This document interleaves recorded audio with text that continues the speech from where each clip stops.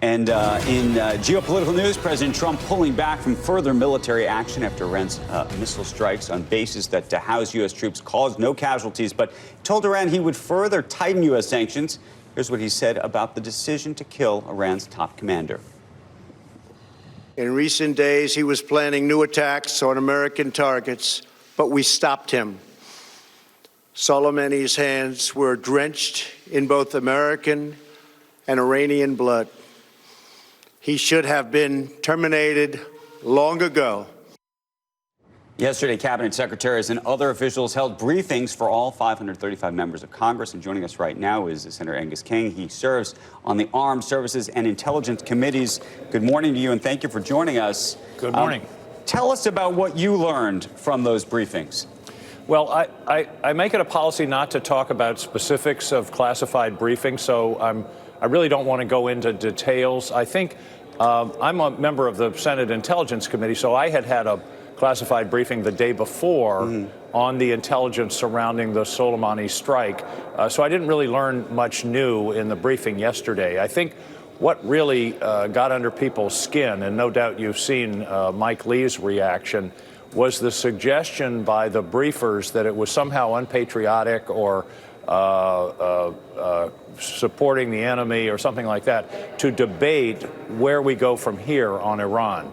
The fundamental question of war powers and Congress's role in deciding whether the country should commit to a war. And I think that was the sort of overall unclassified thing that really bothered people, was the suggestion that, you know, it was unpatriotic to even debate whether we should be going forward. And I certainly agree with Mike Lee on that one. I think it's not only something Congress might want to do, it's what Congress should do under its constitutional responsibility. Senator, since you mentioned Mike Lee, let's just show the audience what Mike Lee said specifically, and then we can talk about it. Sure. Let's roll that tape for a second.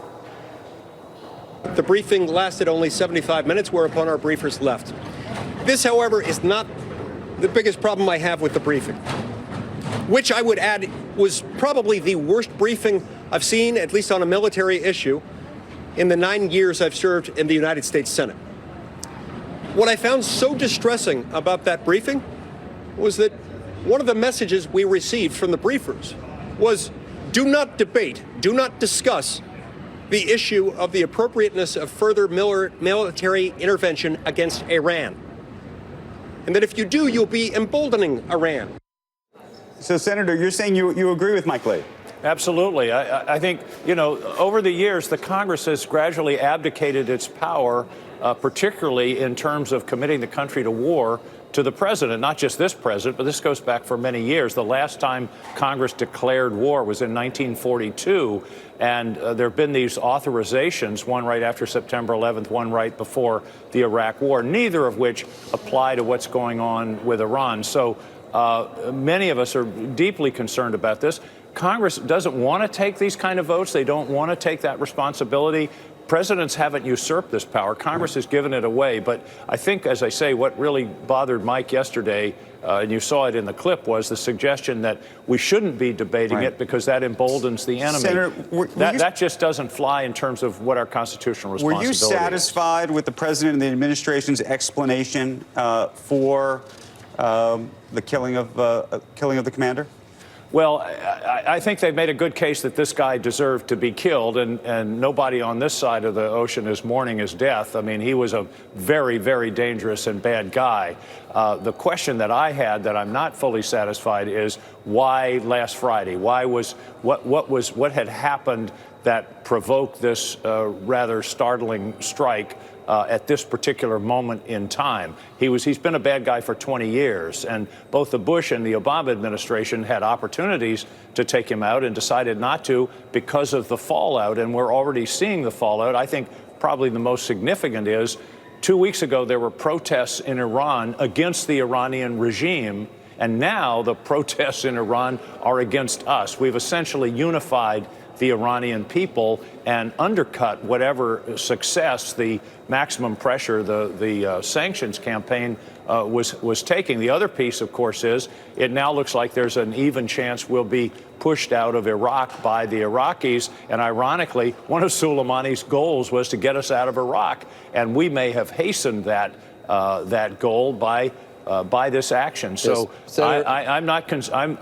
There's a lot of detail that we don't have about the strike. I think the timing still is subject to question, but well, the fallout is pretty negative. No matter when we did it, Senator, the timing would have been questionable. It's just whether it was a good idea or not. And I looked at your notes, and you had, you know, there's a Ben Franklin clause. You do the benefits and the Sure. things that aren't benefits, and you add them up. And you had 11 reasons why this was a bad move to kill Soleimani. You couldn't come up with a single reason.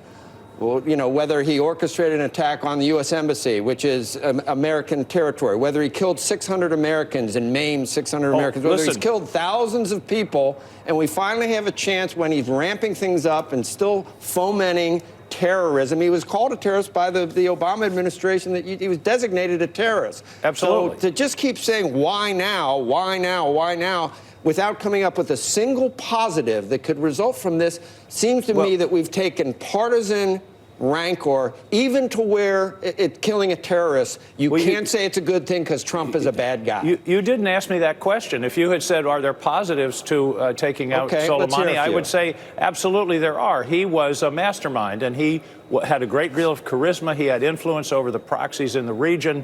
As the president said, he has blood on his hands, particularly of Americans in Iraq during the Iraq struggle.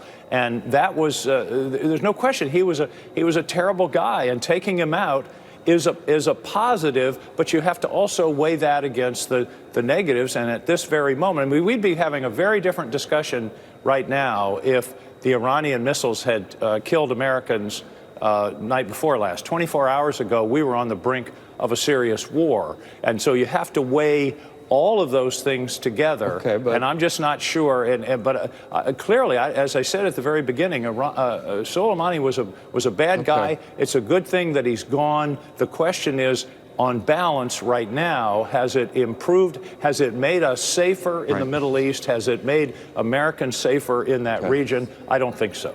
Okay. Senator, it's good to see you. We appreciate your perspective.